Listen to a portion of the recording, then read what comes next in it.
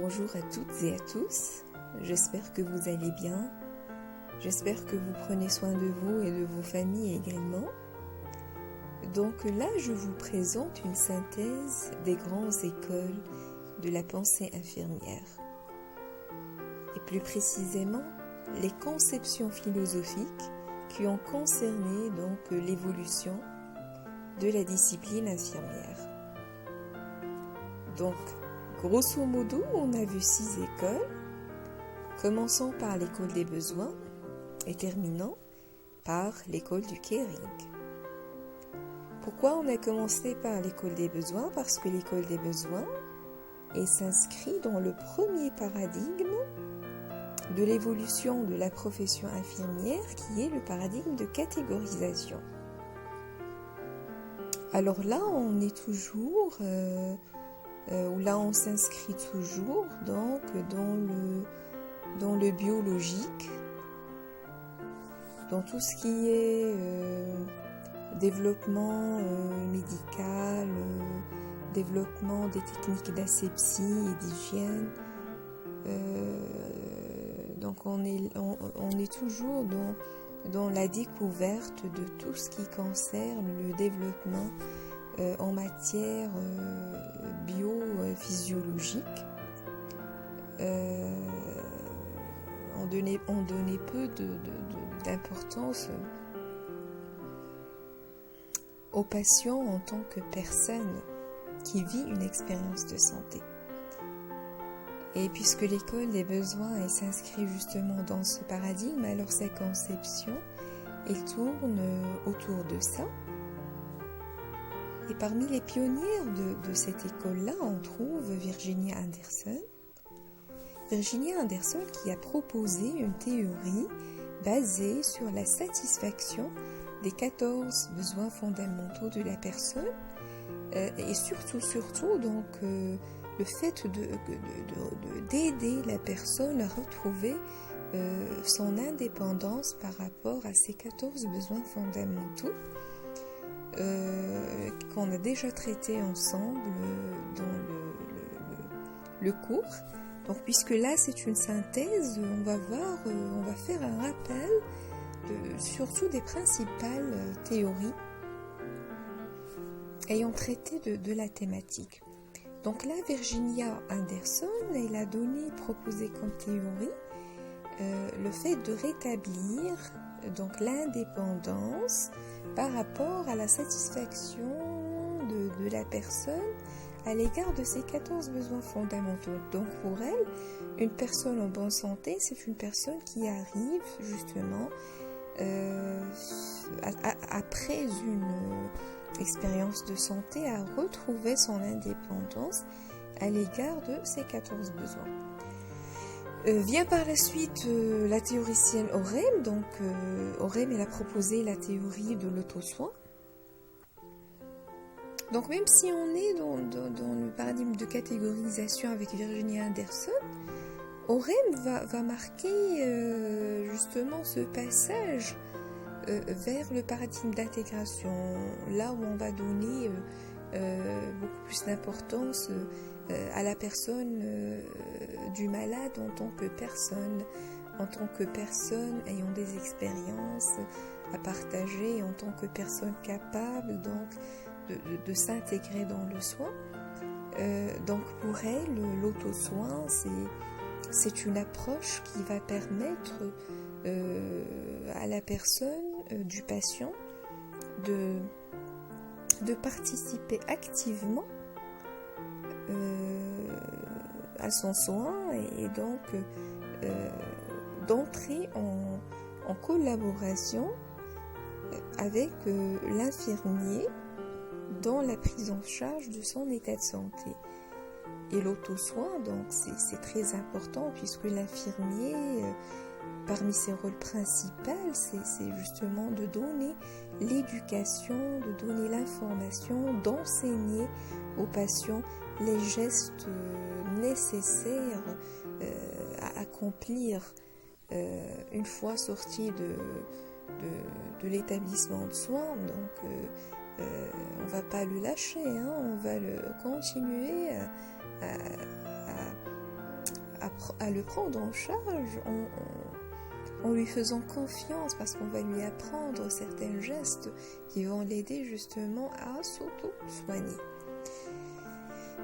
Et après l'école des besoins vient l'école d'interaction. Alors là, c'est catégoriquement le paradigme. Donc c'est catégoriquement le paradigme de l'intégration. Donc le paradigme de l'intégration qui a connu l'émergence des programmes sociaux,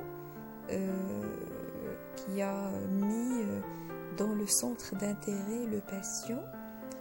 On a donc Heidegger Peplow qui est l'une des pionnières de cette école. Alors pour elle, les soins infirmiers est un processus interpersonnel thérapeutique qui est orienté vers un but qui favorise le développement de la personne, d'où le concept interaction. Donc là, on parle plutôt d'une relation interactive qui va regrouper les deux partenaires de l'infirmier et du patient. Donc, chacun apprend de l'autre, chacun partage son expérience avec l'autre. Donc le soin ne va plus être seulement une aide qu'on donne à la personne pour retrouver sa bonne état de santé, mais le soin va être un processus interpersonnel qui permet d'entrer en relation interactive avec le patient et donc de lui donner une part très importante dans la prise en charge de son état de santé, ce qui est vraiment très très très très important. Et puis après l'école de l'interaction vient l'école des effets souhaités, l'école des effets souhaités toujours dans le paradigme d'intégration. C'est une fameuse école parce qu'il a parlé d'un concept qui est très important, à savoir l'adaptation.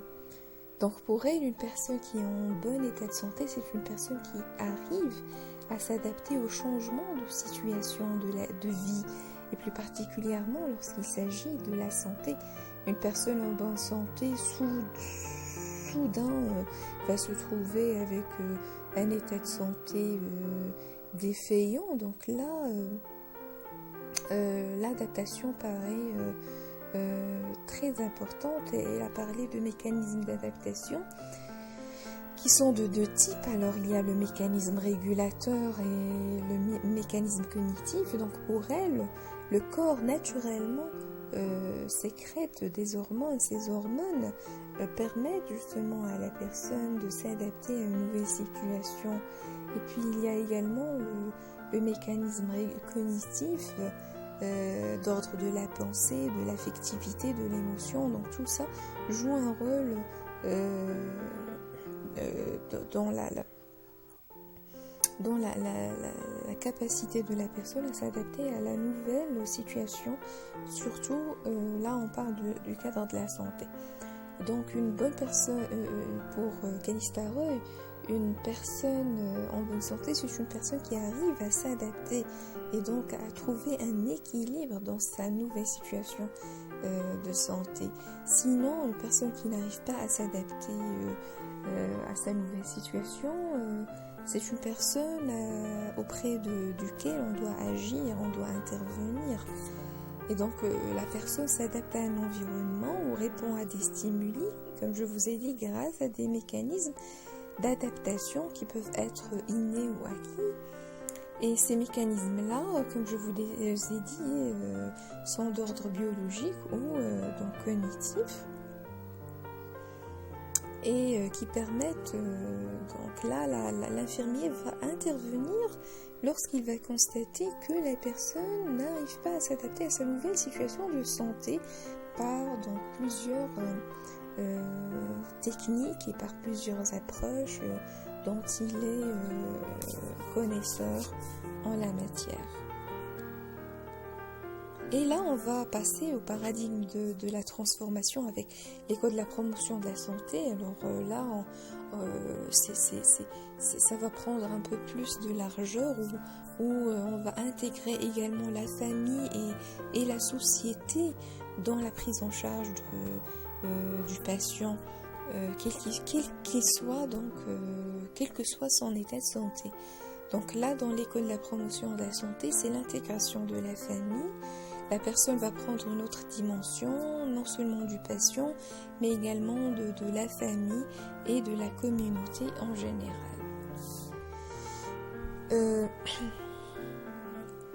Et puis il y a l'école des patterns. Alors là, c'est la fameuse école dans le paradigme de la transformation. C'est l'école des patterns ou le concept du patterns. Alors cette école-là, ils ont mis en relief ou l'a mis en exergue l'expression humaine, c'est-à-dire qu'il faut donner une importance particulière à l'expression émanant du patient. Chaque expression, qu'elle soit verbale et non verbale, doit être tenue en compte de la part de l'infirmier. Et c'est à travers ces patterns-là qu'il va comprendre la situation du malade, qu'il va comprendre, qu'il va détecter donc les signes révélateurs de sa maladie et donc poser un bon diagnostic infirmier qui complétera donc le diagnostic médical et par la suite nous donnera le bon traitement et nous permettra à cheminer dans le bon sens de l'amélioration de l'état de santé du patient. Et finalement, on a l'école de la promotion finalement c'est l'école du caring. Alors là, c'est le spirituel avec Watson et le culturel avec Leninger, oui.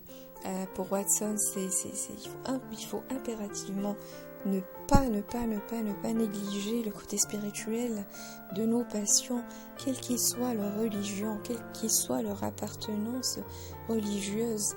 On a le devoir de soigner tout le monde, qu'ils soient musulmans, juifs, judaïstes. Donc il y a plusieurs spiritualités. Donc l'infirmier, il a le devoir de soigner tout le monde de la même façon et de la même manière. Qu'on trouve un Coran mis sous l'oreiller d'un patient ne nous permettra pas de lui dire de dire à notre patient de l'enlever. Trouver par exemple quelques rituels religieux tels que chez les hindous et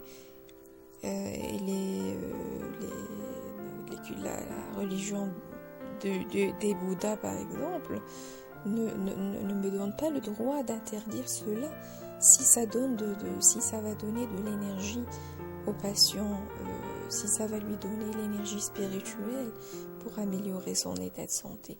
Donc l'infirmier a le devoir de soigner les patients en dépit de leur appartenance religieuse ou culturelle. Et finalement, Leninger qui nous a parlé du soin culturel. Alors pour elle, sa conception philosophique va dans ce sens. Chaque culture a déjà dans ses croyances culturelles des techniques de soins. Des techniques de soins qu'il ne faut pas réprimer, qu'il ne faut pas négliger.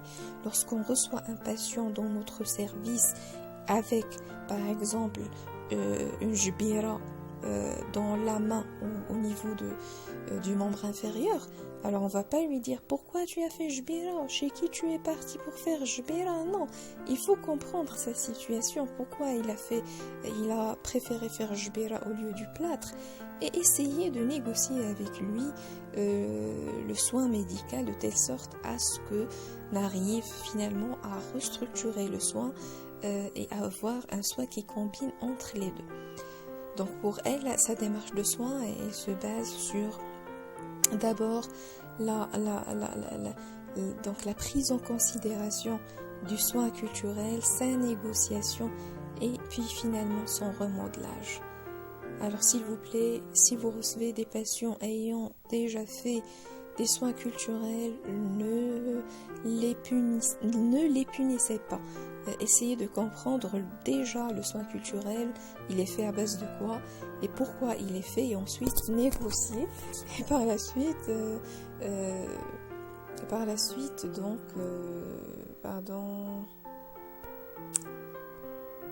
Non.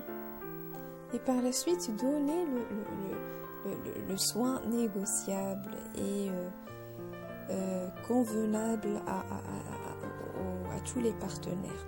Et ainsi prend fin ma brève synthèse, espérant qu'elle vous a plu et qu'elle était claire. Merci et bon courage.